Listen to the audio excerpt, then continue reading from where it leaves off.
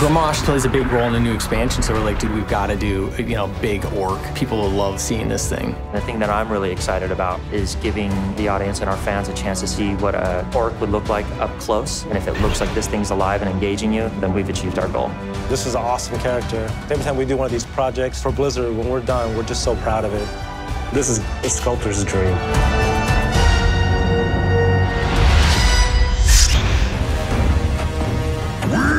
Never be slaves!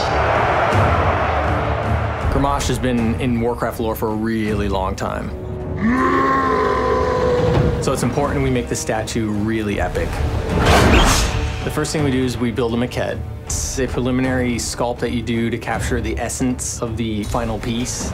Typically they're rough, but sometimes they're fully finished, like in the case of Grommash. We decided to use the maquette that I made because there is that spot that you can stand where he's screaming right in your face.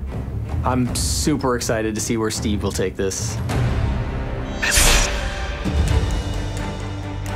I'm Steve Wang, and this is Alliance Studio. We do concept art, we do 3D digital modeling, printing, all the way to doing statues for game companies. I've been working with Blizzard now for about 10 years. The first project that I did for Blizzard was Nova, and it led to doing Illidan, Kerrigan, Jim Raynor, and Tyrael. Steve Wang and his crew operate on a level of badassery that is unmatched. We've been working together for roughly 10 years. Different experience, right? Same level of commitment to quality, but now he's got this full-fledged studio, some of the best craftsmen in the world, right? Now he's adopted a lot of the 3D technologies. He's got the full production environment, which makes the end product better. So we did a scan of the maquette, and then what we did was Eddie straightened them out, which allowed us to print it to scale. So we have some sort of physical reference when we do the sculpture. Right. From here, we're going to build the armature, right. The sculpture armature. How long do you think the build process is going to be for this? We're scheduling basically 4 months. It'll take us the next couple of weeks to engineer out the armature and build it. Okay. And then we'll start sculpting in about 2 weeks. Yeah, dude, that's epic. It's gonna be epic. So today we're taking a look at the Hellscream armature, right? The full-size, the life-size version of it, and basically getting an understanding of its scale and height. We've designed the armature in CAD, and we have all the pieces cut out and scaled properly, and we've welded it. This is a really good representation of what we're going to be building. I just don't want it to feel too small, right? Like at first I was just like, oh, is he small? Right? Because he's hunched over and we're seeing only his skeleton, we're not seeing the full mass. I want him to command that level of presence, try and not get lost in the crowd. And I think a lot of people also use these as meetup places, right? Looking at this, I could imagine us raising it just a little bit more, just to make it a little bit more impressive. Yeah, that to me feels more in that sweet spot.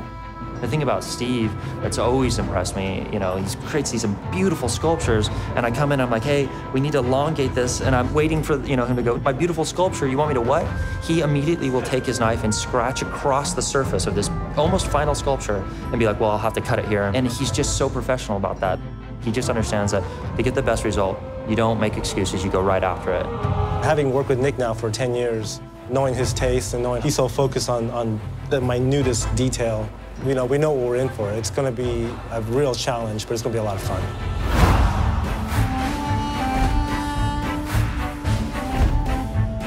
Your face is so awesome. I think it makes him more impressive. When you see the thing that he slayed, understand the lore behind it and how this guy's enslaved them, right? And now he's on top of it, like claiming it. He's actually scaled down, right? Oh, really? Yeah. But when we were doing the maquette, it was just like, we took Manaroth, right, chopped him up, put him underneath, right, just to scale it. And I'm like, this isn't gonna work, because in the cinematic, you don't see that. He just comes down, plunges on him, then we cut. We're gonna have the steam coming up out of the mouth, right? It'll be getting cut by the teeth, which will look so awesome. Yeah, steam coming out. The eyes, we're gonna do a little animation on it. Like, it's just kind of like dimming, like it's dying. Oh, awesome. And we'll just do a little bit of animation. Play with that as well. Dude, that's gonna look so good.